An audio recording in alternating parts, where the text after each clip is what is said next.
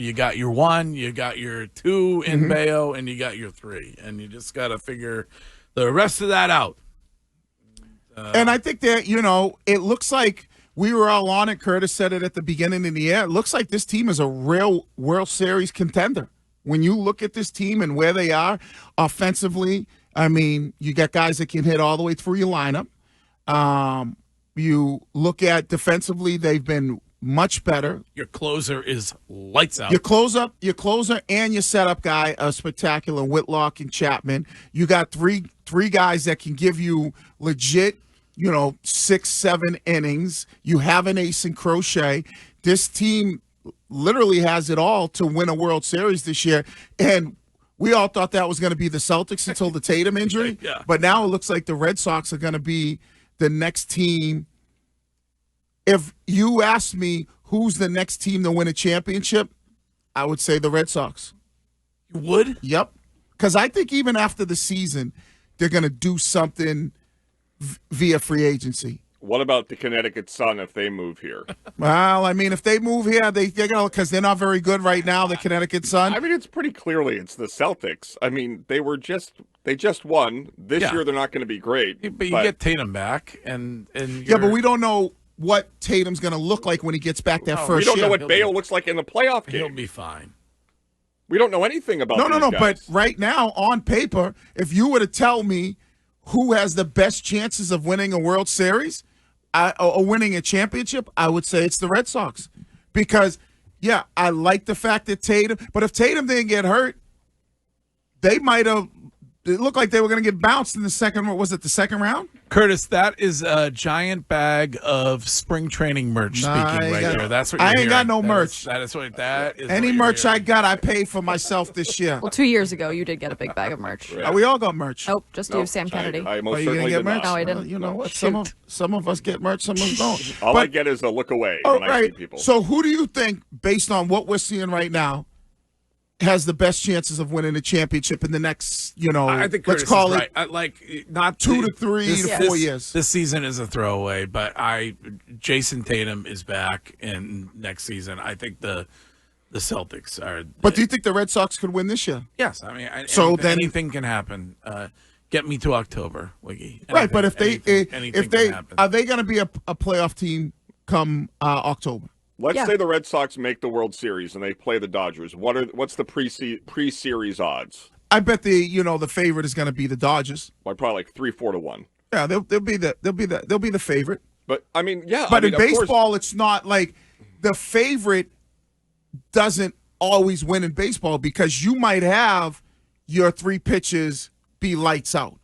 You might have guys that their bats get extremely hot. We've seen it before in playoff runs with the Red Sox. Like all of a sudden you got a guy that is, was it Mike Lowe, that one playoff run or championship run he had, like he was lights out. So you can get that in baseball.